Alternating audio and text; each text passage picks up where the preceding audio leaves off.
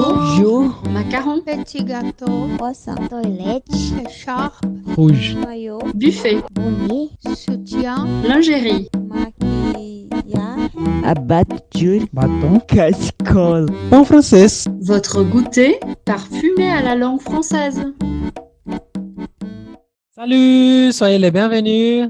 C'est un plaisir d'être ici avec vous. Et aujourd'hui, je suis très, très bien accompagné d'une collègue qui ça faisait longtemps qu'on ne se parlait pas. Je suis très heureux d'avoir la chance de parler avec elle aujourd'hui. Comment ça va, Tamiris? Oui, je vais très bien. Et toi? Oui, très, très, très bien. Merci. Déjà, merci beaucoup d'avoir accepté l'invitation. J'ai découvert il y a quelques semaines que tu as pris une nouvelle route dans la vie. Et c'est un peu de ça dont on va parler aujourd'hui, n'est-ce pas?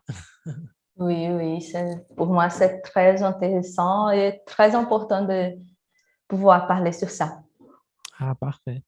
Bon, Tamiris, ici dans le podcast, on a toujours la même première question, que c'est qui es-tu à la queue de la boulangerie? Bien, je suis Tamiris, je suis une femme noire, j'ai 30 ans. J'ai l'habitude de dire que je suis professeure, développeuse, musicienne, poète et fil de bois parce que ça, c'est par ma religion. Comment on dit? C'est pour les candomblés. Ah oui, et quel est le terme? Je ne connaissais pas. Fille? Fil de bois. De bois même, comme Madeira? Oui, je ne sais pas le nom, mais das matas. Ah oui, bois dans le sens des bosques en portugais. Il y a aussi, hein? Oui. Ah, d'accord. Oui. Ah, c'est joli. Je ne savais pas que la traduction, c'était comme ça en français. C'est une chose que je pensais, j'ai toujours dit. Bien, aujourd'hui, je travaille avec les programmations comme développeuse de software. Et c'est ça. Ah, super. Et bon, une curiosité qui m'est venue, candomblé, on dit comme ça aussi en français ou il a un autre nom possible? Je ne sais pas si tu sais, hein, mais c'est juste une curiosité. Non, c'est juste candomblé. C'est une religion d'origine africaine. Et c'est une religion qui existe seulement au Brésil. Ah, d'accord. Ben, la prochaine question, c'est ça, est-ce que tu sais si ça existe dans d'autres colonies comme où il y a eu la diaspora africaine, hein, aussi, mais donc c'est que au Brésil même. Oui. Très bien, super. Bon, j'aimerais beaucoup parler de ça. Je pense que c'est un épisode très cool, mais on va se concentrer aujourd'hui sur les trucs là de la programmation et tout. D'accord.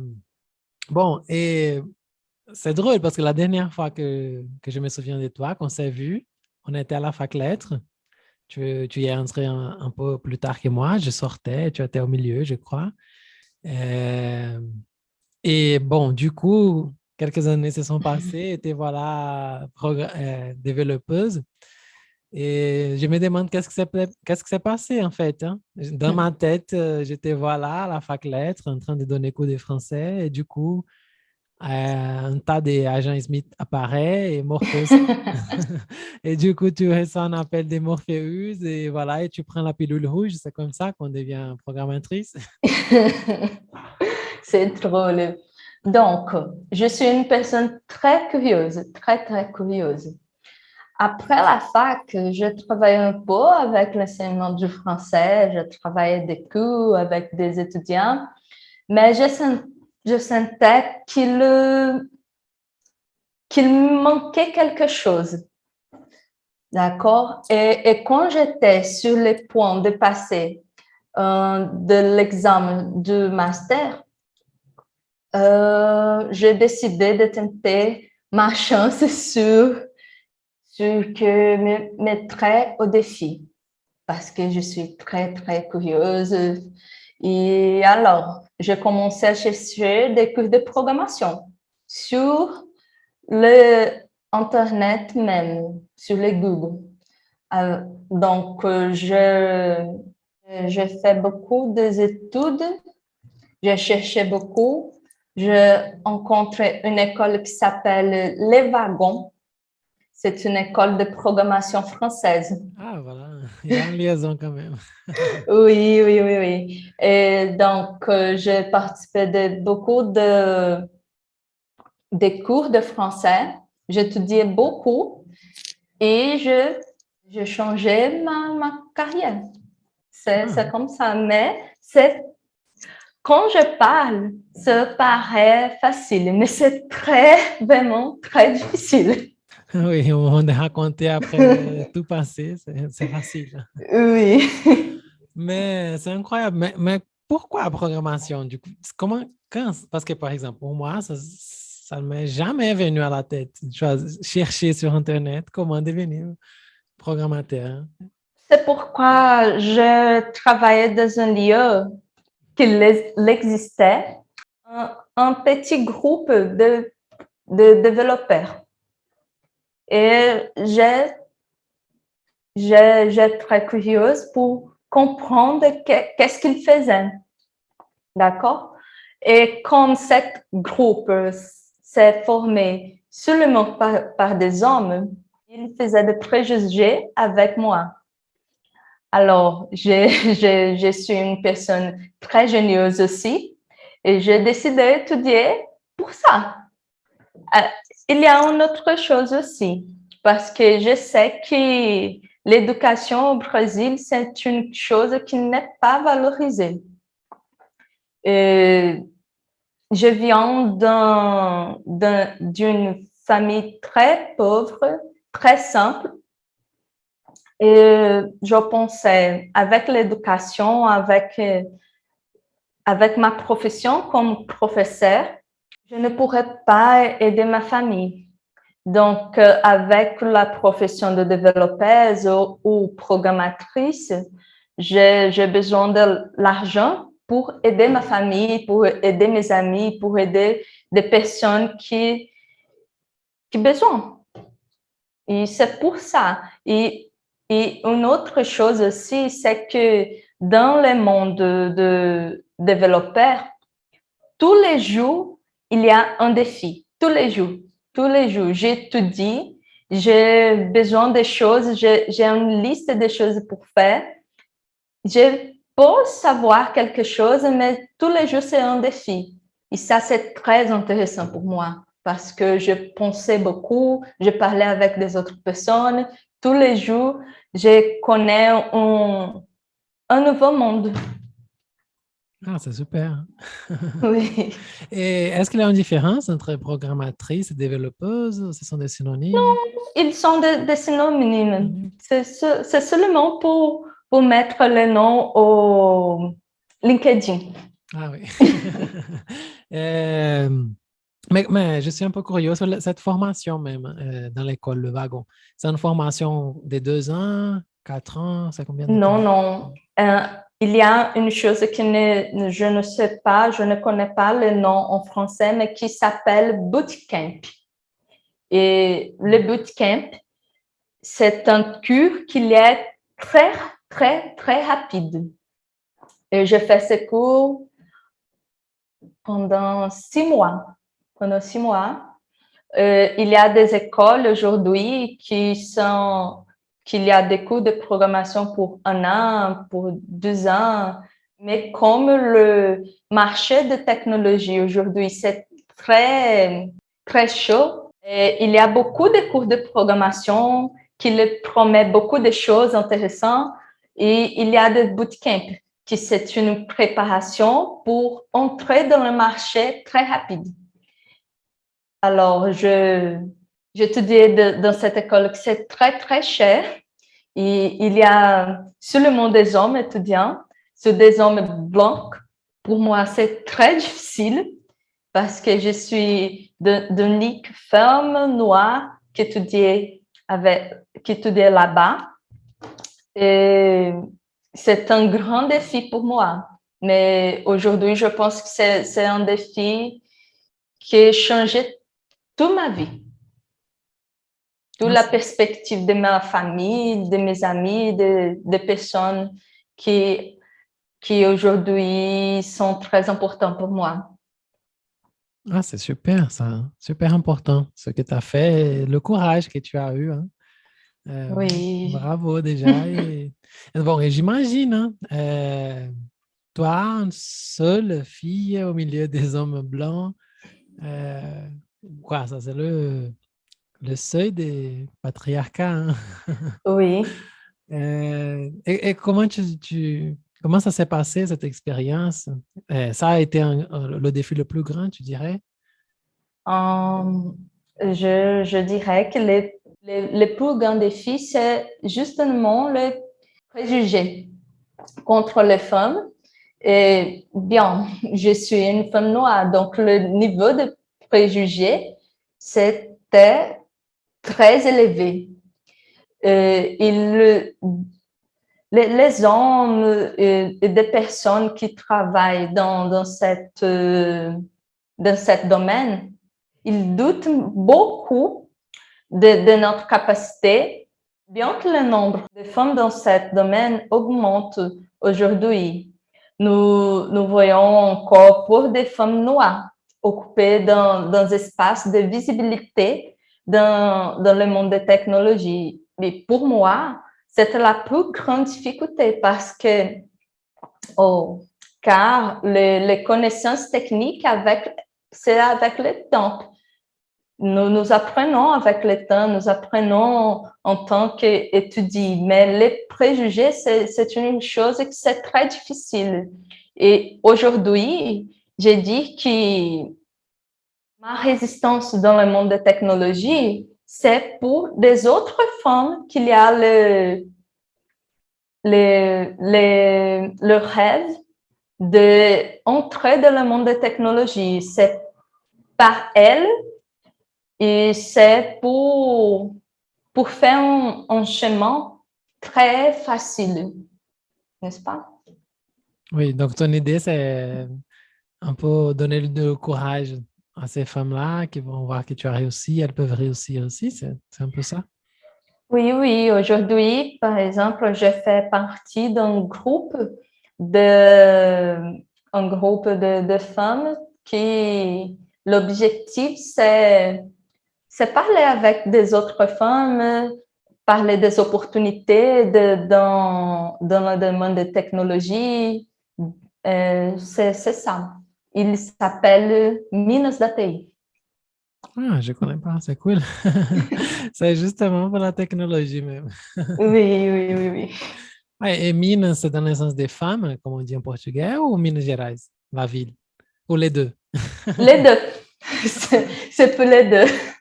Dans le monde de technologie, il y a beaucoup de groupes spécifiques qui parlent sur le langage de technologie, comme par exemple Python, JavaScript. Il y a des groupes formés seulement pour des femmes.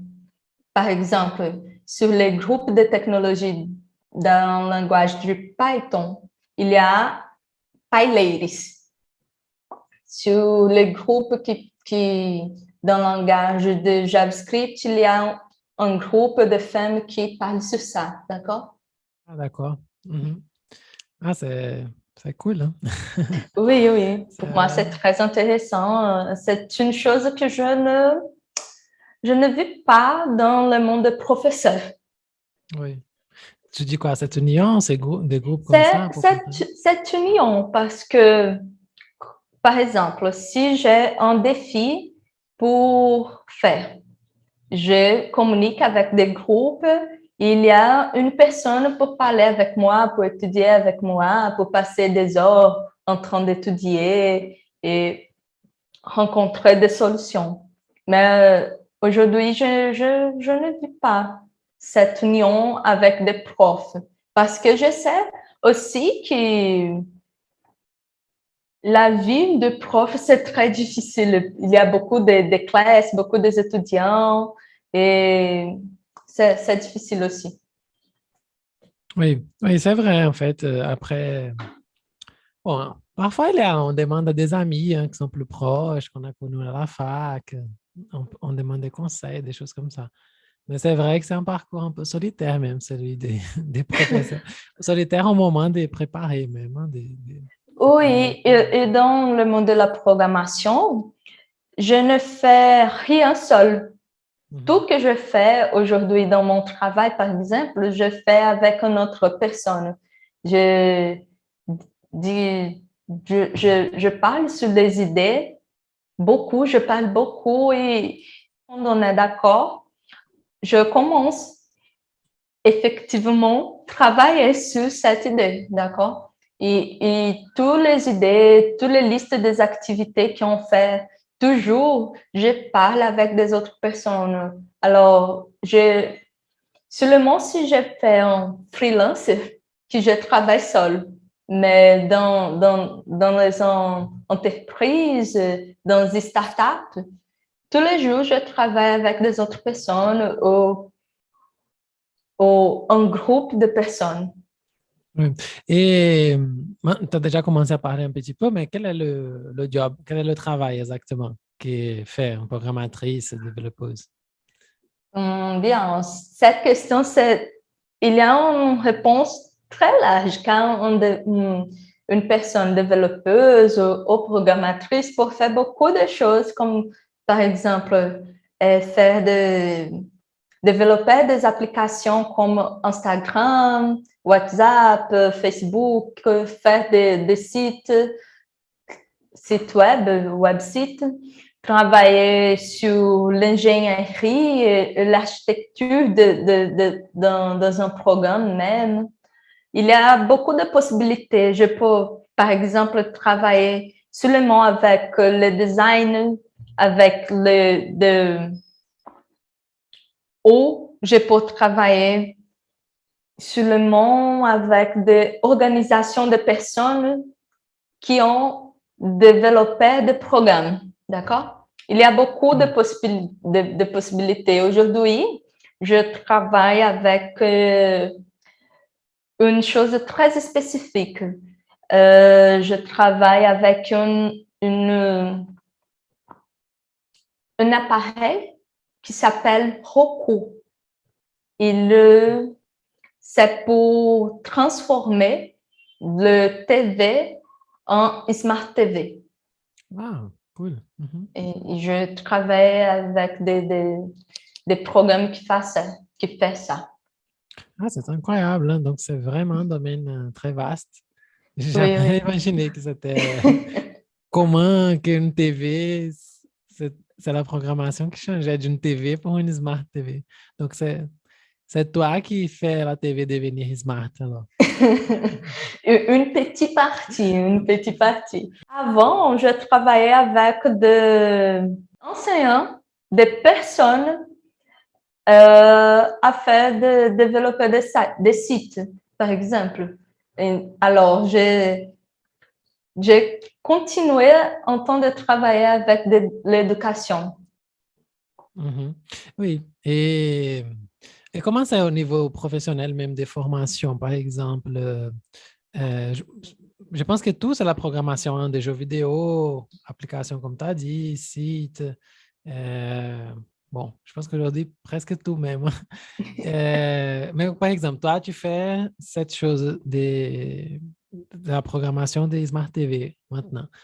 Mais si demain, tu veux faire des jeux vidéo pour je sais pas, Ubisoft, là, l'entreprise française aussi, tu veux faire des jeux vidéo, c'est juste un petit détail ou tu dois réapprendre beaucoup de choses? C'est juste un petit détail. Comme je l'ai déjà dit, dans ce monde, il y a beaucoup de possibilités. Pour faire mon travail d'aujourd'hui, j'ai besoin de connaissances beaucoup de choses. Il y a une chose très intéressante dans la vie d'une personne développeuse qui s'appelle un site qui s'appelle Stack Overflow. C'est un site qui, si j'ai une question, je vais mettre là et quelques personnes demandent va me répondre. La vie d'une personne développeuse, c'est fait pour CTRL-C, CTRL-V. Ah. Oui, c'est vrai, c'est vrai. Je connais la logique de le langage que je vais travailler. Je connais l'architecture, par exemple, d'un programme, si je vais travailler avec une autre chose, mais c'est la même chose. Oui, je me suis souvenu d'une série que j'ai beaucoup aimée, que c'est sur, j'ai oublié le nom, je pense que c'est Vendre des drogues en ligne. Tu as vu, ce sont deux garçons en Allemagne, je crois, au lycée, qui sont très bons en programmation. Ils ont l'idée pour financer en chirurgie, qui un des deux ont besoin de faire. Ils ont l'idée de commencer à vendre des drogues en ligne. Donc, ils vont programmer un site et que ce n'est pas possible de trouver. Et un des mecs, il déteste quand les gens copient le langage, Les codes. les codes, oui. Toujours quand il voit que quelqu'un copie les codes, il fait des crises, il déteste, il commence à crier. Non, c'est pas vrai. Aujourd'hui, s'il y a une activité pour faire, je parle avec des personnes. Quel est le groupe de personnes qui ont déjà fait ça?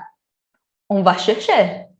On va chercher. Et s'il y a une personne qui a déjà fait, je lis ces codes, je pense, ça me fait sens, ça non. Et je CTRL-C, CTRL-V. Et ça que c'est intéressant pour moi. Et Oui. toutes les personnes qui travaillent dans ce domaine font ça. Tout. Mais si on va penser de manière, on va commencer à philosopher un petit peu, tous les textes qu'on écrit dans notre vie, c'est un peu comme ça quand même. Hein? C'est pas vraiment CTRL-C, CTRL-V, mais on va prendre des références, des choses qu'on a déjà lues, on va écrire un C'est peu vrai. pareil, un peu différent. On va changer des petites choses, mais Oui, je pense que c'est difficile de penser dans une chose très originale aujourd'hui. Par exemple, je travaille avec cet appareil qui s'appelle Roku. Je fais des streams, je pouvoir vu le Netflix, Globoplay, etc. Mais il y a le Netflix qui déjà fait ce type de choses. Bien, je vais chercher sur le site de Netflix, sur le code, comment ils font. Ils ont fait ce type de choses. J'ai besoin de cette idée, d'accord? oui, tout à fait. Et ça, on sait déjà hein, que c'est un peu comme ça. Moi-même, je suis totalement nul en programmation. Et pas seulement, presque tout que c'est ordinateur. Mais ici, chez moi, on utilise Netflix et Amazon, parfois. Et je dis toujours à ma copine, pourquoi les mecs de Amazon n'ont pas seulement copié le système de Netflix? Parce que c'est beaucoup pire quand tu vas naviguer là dans la surface de Amazon Prime. C'est beaucoup pire que Netflix. C'est très... Oui. c'est terrible. C'est pour l'interface. Oui, je pense la même chose, mais aujourd'hui que je travaille avec ça, je vis que c'est très difficile parce qu'il y a beaucoup de certifications, de codes que je n'ai pas fait sur la même chose. N'est-ce pas? Il y a, par exemple, Netflix, il existe beaucoup de temps. Beaucoup de temps. Amazon Prime, Disney Plus, c'est une chose que c'est très jeune. Globoplay, c'est très jeune. Et Netflix, il y a une, comment je peux dire, maturité de l'architecture du site, de le programme, n'est-ce pas? Ah oui, voilà. Ils se sont eux-mêmes se développés petit à petit, évoluer. Oui. Exactement, Parce exactement. que comme tu as dit, l'interface, c'est beaucoup plus facile d'utiliser. Il y a beaucoup plus... Par exemple, Oui. j'accompagne une série maintenant sur Amazon, qu'elle sort les épisodes, à chaque semaine sort un épisode. Et ne me dis pas quel est le jour qui va sortir. C'est une chose très bête, mais c'est juste écrire le prochain épisode sortira le jour de... Il n'y a Oui. pas. Simplement, je dis, mais quoi, qu'est-ce qui se passe dans la tête? Oui, mais quand je vais faire des codes, je, j'ai vu que c'est très difficile pour ça. Mais je pense que c'est seulement pour la maturité de l'architecture, par exemple. Euh, c'est très difficile de faire de la même chose. Né, Globoplay, Amazon Prime, Disney Plus, il fait de petites modifications parce que comme on sait, un site ou une application de grande surface, commencer de zéro, c'est vraiment très difficile, très difficile. Il a besoin de beaucoup de personnes, de beaucoup de l'ingénieur, de l'architecte de software, des développeurs, des programmatrices, des designers. C'est très difficile pour penser en tous les petits détails. J'imagine, hein. Et c'est vraiment un travail de numéros, beaucoup de numéros, lettres. C'est ça qu'on voit normalement. C'est comme les lettres des Matrix qui passent comme ça Oui. vert, oui. Oui, C'est mais incroyable. par moi, quand je lis un code, je pensais beaucoup quand j'écris un texte.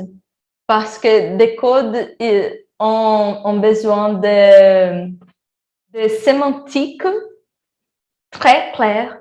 J'ai besoin d'écrire des codes comme j'écris un texte. Oui. Incroyable. Et c'est possible de lire comme on lit un texte aussi? C'est ça que tu veux me dire? Non, non, non, non, non, non. Après, tu vas me dire que vous les TI, vous parlez un code de programmation. Non, mais c'est un différentiel de moi parce que je suis professeur. Je lis des codes, je pense, ça, c'est mal écrit, cette code, parce qu'il n'y a pas de cohérence, de sémantique, c'est mal. C'est très mal. Il n'y a pas de blocs, de grandes sentences de code. Je fais cette comparaison. Je pense que ce n'est pas une chose très facile d'abstraire, mais pour moi, c'est vraiment très intéressant. Ah, c'est cool, hein? Et même là, je suis très curieux même. Et qu'est-ce que ça passe avec ces codes? Pourquoi il faut écrire comme ça? Les numéros, ils vont où? Dans les puces des ordinateurs, elles lisent ces codes pour reproduire ces images. Bon, si c'est trop complexe pour expliquer, t'inquiète pas. C'est un peu complexe d'expliquer, mais bien, si j'ai fait, par exemple, un bouton de play, je fais des codes sur ça. J'écris des codes qui vont faire cette fonctionnalité. Il y a dans le langage de programmation des sémantiques que je vais écrire cette code. Pour faire ça, j'ai besoin d'écrire en premier lieu une logique. Qu'est-ce que j'ai besoin de faire? Les boutons de play. Alors, je écris, j'ai besoin de faire un bouton de play. Quelle est la première activité? Faire un bouton que je vais vide dans la télé, de la TV, d'accord? Et ça, je vais écrire petit à petit des activités que je vais faire. Mais c'est complexe d'expliquer comment je transformer, par exemple, cette ligne de code, comment ça apparaît dans la télé. D'accord? Oui, oui. Plus ou moins Oui, d'accord, oui, oui. plus ou moins. Mais Mais pourquoi je ne peux pas écrire en portugais, par exemple? La machine ne comprend pas. Si je dis, Ah, oui, oui. fais-moi Tout un s'écrit bouton. en anglais. Tout s'écrit en anglais parce que le langage de programmation commence aux États-Unis. Et comme ça, il y a une patronisation, je peux dire ça, d'écrire des codes et de parler sur ça. Alors, quand j'écris une fonctionnalité sur un code, j'ai écrit si c'est une chose nouvelle pour ma code. J'écris une documentation sur ça. Par exemple, je vais faire un bouton de play. Il n'existe pas dans ce programme. Je vais faire une documentation sur ça. Et sa documentation, je vais écrire en anglais. Parce que, comme je dis, c'est CTRL-C, CTRL-V, je peux disponibiliser cette documentation sur l'Internet pour des personnes faire des choses qui se paraissent sur ça, d'accord? Par exemple, si c'est une fonctionnalité que je vais appliquer dans le site de Amazon Prime, d'accord? Oui, oui. Ah, c'est cool. Et c'est pour ça que c'est possible de se communiquer mondialement, hein. C'est le même langage, et voilà. Oui, c'est possible parce que si j'écris mon code, aujourd'hui, je travaille avec une équipe qui, partie de cette équipe, habite aux États-Unis. J'écris mon code ici au Brésil, dans ligne de programmation même. Et comme j'écris toutes les choses sur cette code en anglais, je peux envoyer cette code pour cette équipe, continuer travaillant dans cette code. D'accord? Oui, oui, c'est cool, hein? Mhm. Oui. Et donc, mais comment ça fonctionne en fait le travail? Tu as dit que tu travailles dans une entreprise. Donc, il t'envoie le projet que l'équipe hein, devez développer, ou toi-même tu peux dire, ah, aujourd'hui, je vais développer une application pour Non, non, moi. non, non, non. Il y a une équipe. Je travaille dans une entreprise qui s'appelle ThoughtWorks. C'est une entreprise globale de consultoria, conseil. Je pense que le nom, c'est conseil de software. Ah oui, des conseils. Et on a beaucoup de clients. Par exemple,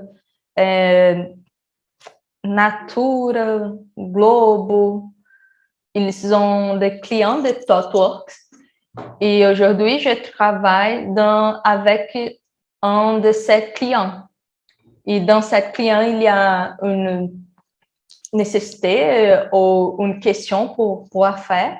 Il y a un groupe de personnes qui nous ont dit aujourd'hui, dans ce semestre, on va faire un groupe de personnes qui parlent les choses qu'on va développer dans ce semestre. D'accord? Il y a des listes de choses pour développer dans ce semestre et ça, on commence à travailler avec ça.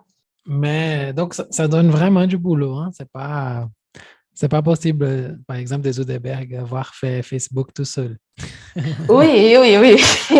Ce n'est pas possible. Il y a beaucoup de bugs pour corriger. Il y a beaucoup de choses pour faire. Bon, c'est les choses que j'aime. Je ne fais rien seul en programmation. Oui. Et une curiosité, après que tu as sorti de l'école, et tu as pris beaucoup de temps pour trouver ce boulot-là dans cette entreprise, ou ça a été un peu, tu as fait des stages après? Non, j'ai commencé à étudier la programmation dans 2019, je pense. C'est 2019. J'ai commencé à étudier et pendant d'étudier, je commençais à faire un étage dans une start-up qui s'appelle... J'ai oublié le nom. Mais Pas de souci. et après, je commençais à travailler. Après, j'ai fait beaucoup de freelance pour apprendre des langages différents.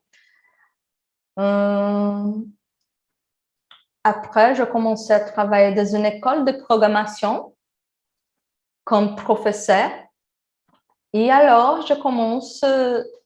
il y a un an que je commence à travailler dans cette entreprise et j'aime beaucoup parce que j'ai pu faire beaucoup de choses différentes, je peux étudier des choses différentes. Tous les jours, c'est un défi différent et j'aime ça. Oui, c'est cool, hein. Et dans ces parcours hors l'école, hein, est-ce que tu as rencontré d'autres femmes noires ou d'autres hommes quand même noirs? Non, c'est une thématique difficile. Dans l'école que je travaille, je commencé à travailler là-bas et je suis la unique femme noire, unique personne noire dans cette start-up. Et bien, je ne sais pas comment je peux dire ça en français, mais eu não queria ser chaveirinho de diversidade. Oui, ça, c'est terrible, hein. C'est terrible. Oui, on va penser en traduction pour les francophones. Je ne voudrais pas être, on peut dire, être la noire domestique là. Talking, quelque chose comme ça. Oui, tu ne voudrais pas être la personne noire que l'entreprise allait utiliser pour montrer que l'entreprise n'est pas raciste. C'est un peu ça, hein? Si on va résumer en français. Oui. Pour montrer que l'entreprise n'est pas, c'est vraiment divers, il y a beaucoup de gens différents. Ça. Tu allais entrer dans toutes les photos de publicité de l'entreprise. Oui. Il faut qu'elle participe de la photo et tout. Exactement. Mais c'est une chose qui c'est terrible pour moi parce que cette thématique raciale, c'est une chose qui m'accompagne parce que c'est ma vie. D'accord? Et je sais que c'est très difficile. Et je ne pourrais pas rester dans un lieu où je ne me reconnais. Je commençais à chercher des entreprises qu'il y a un vrai engagement avec la diversité. C'est comme la diversité raciale, comme la diversité de genre, comme la diversité les personnes LGBTQIA+. Et cette entreprise que je travaille, il y a cet engagement avec des autres personnes. Aujourd'hui, je travaille avec des autres femmes noires, des autres hommes noirs, et n'est-ce pas seulement dans la bas de l'entreprise. Il y a beaucoup de gens qui ont des postes très importants dans l'entreprise, qui sont des femmes noires, par exemple. Et c'est une chose très importante pour moi, parce que nous sommes la majorité de la population. C'est noir et la majorité de la population, c'est des femmes. Et je ne compris pas parce que... Alors, je compris, c'est pour la cause de le racisme, n'est-ce pas? Mais c'est une chose qui est très importante pour moi, rester dans un lieu où je peux me reconnaître.